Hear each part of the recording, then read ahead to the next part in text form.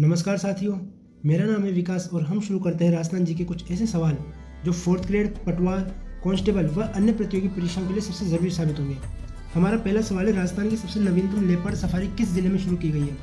जो राजस्थान की सबसे नवीनतम लेपर्ड सफारी है उसकी शुरुआत 5 जून 2025 को जयपुर में की गई है, जिसका नाम है नाहरगढ़ लेपर्ड सफारी। क्या नाम है? Nahargarh leopard safari. और इसी सफारी के साथ राजस्थान के अंदर जयपुर में कुल 3 लेपर्ड सफारी हो चुकी है। जयपुर में कितनी लेपर्ड सफारी हो चुकी है? 3। कौन कौन सी?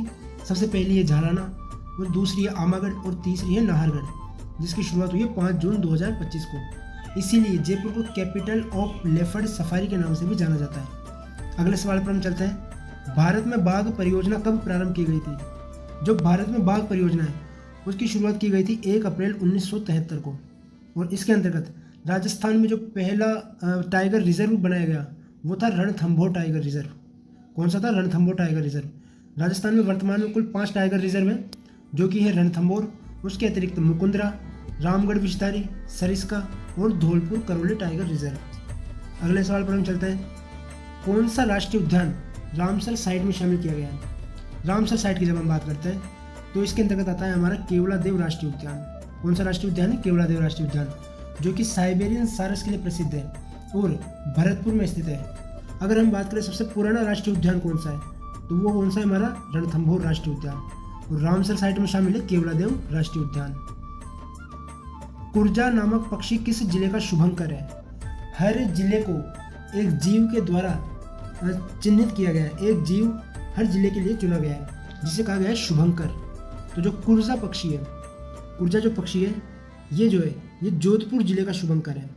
कुर्जा पक्षी किस जिले का शुभंकर है? जोधपुर का। और इसके लिए भी जोधपुर में एक गांव का नाम आता है जो है खीचन गांव।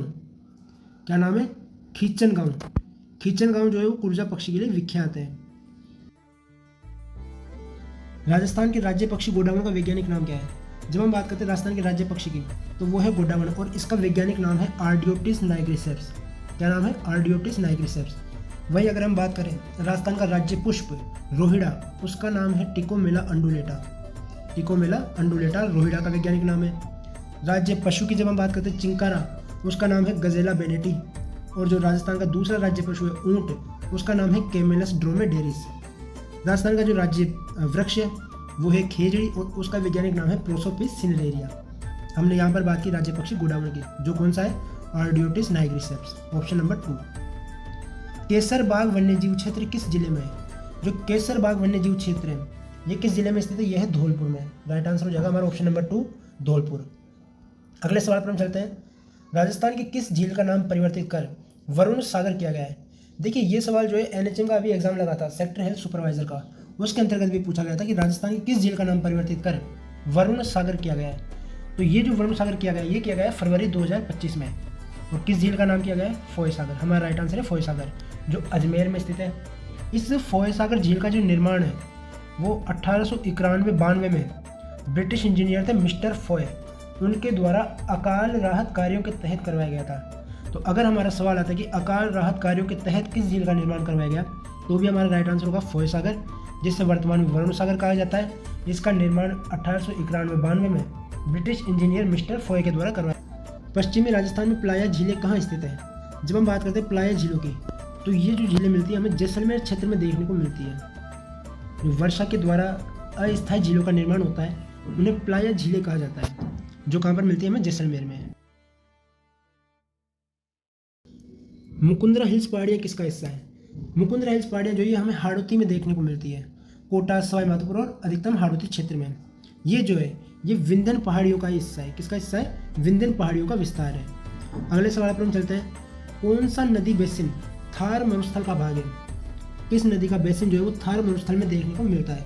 राइट आंसर होगा हमारा लूनी बेसिन। लूनी नदी जो है ये नाग पहाड़ी अजमेर से निकलती है। कहाँ से निकलती है? नाग पहाड़ अजमेर से। इसका जो प्रवाह है वो अजमेर, नागौर, पाली, जोधपुर, बाड़मेर और जालोर आदि क्षेत्रों में हमें देखने को मिलता है। और जो ये लूनी नदी का जो प्रवाह क्षेत्र है इसे गोडवाड़ क्षेत्र के नाम से भी जाना जाता है। राइट आंसर हमारा कौन सा होगा? लूनी बेसिन। अगले सवाल पर हम चलते हैं। कर्पूरी देवी किस चौहान शासक की पत्नी थी? जब हम बात करते हैं कर्पूरी देवी की तो हम बात करते हैं अजमेर के चौहान शासक सोमेश्वर चौहान की।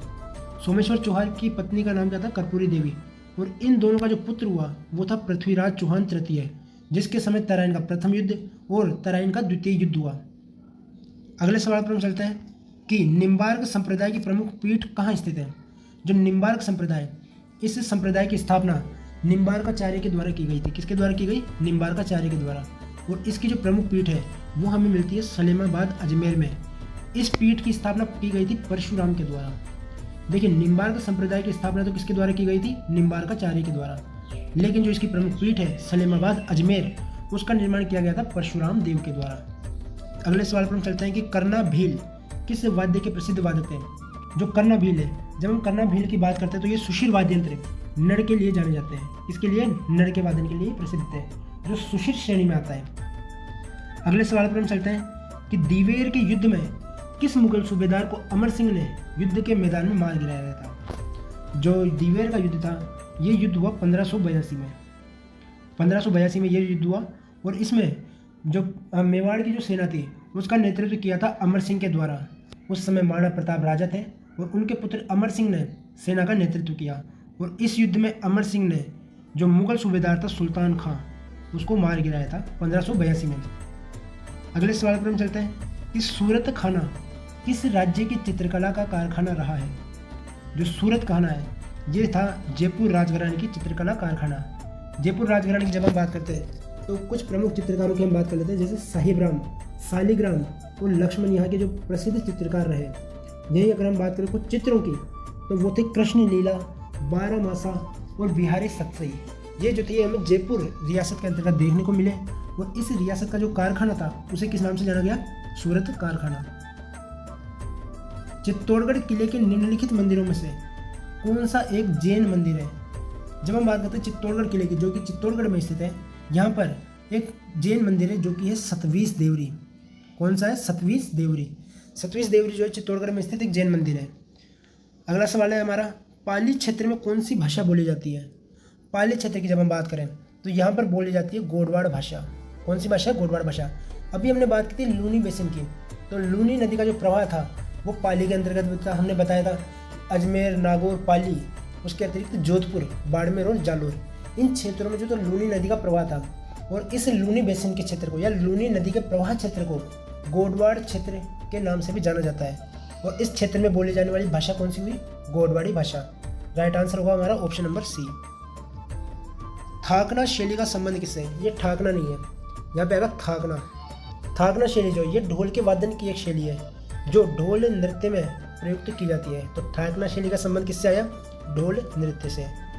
वह शास्त्रीय नृत्य जिसका उद्गम स्थल राजस्थान में माना जाता है। जब हम बात करते हैं राजस्थान में तो अनेक लोक नृत्य हमें देखने को मिलते हैं, लेकिन जब हम शास्त्रीय नृत्य की बात करते हैं तो राजस्थान से एक शास्त्रीय नृत्य कथक का उद्गम माना जाता है, जो हुआ था जयपुर घराने से। वर्तमान में इसका जो घराना है वो है लखनऊ घराना। तो कथक नृत्य का संबंध कहाँ से आया? राजस्थान से। और इसका घराना कौन सा है? आदिम घराना। अगर हम कथक की बात करें तो वो कौन सा आया? जयपुर घराना। वर्तमान में लखनऊ घराना। हमारा अगला सवाल है, अलवर के मेव किसान आंदोलन का नेतृत्व किसने किया था। जो अलवर में मेव किसान आंदोलन हुआ ये हुआ था 1932 से 1934 के मध्य में। 1932 से 1934 के मध्य में अलवर में मेव किसान आंदोलन हुआ मेव मुसलमानों के द्वारा। और इसका जो नेतृत्व था वो प्रारंभिक नेतृत्व किया था चौधरी यासीन खान ने। किंतु 1832 में ही ये जो आंदोलन था इसका नेतृत्व एक संस्था के अंतर्गत अंजुमन खादिम उल इस्लाम, इस संस्था के हाथों में चला गया। और इस संस्था ने उर्दू शिक्षा, मस्जिदों से नियंत्रण हटाने और मुसलमानों के हितों की रक्षा के लिए जो था ये आंदोलन धार्मिक रूप ले लिया। तो अलवर का मेव किसान आंदोलन, इसका प्रारंभिक नेतृत्व किसने किया? चौधरी यासीन खान। अगर हम संस्था की बात करते हैं तो वो कौन सा जाएगी? अंजुमन खादिम उल इस्लाम।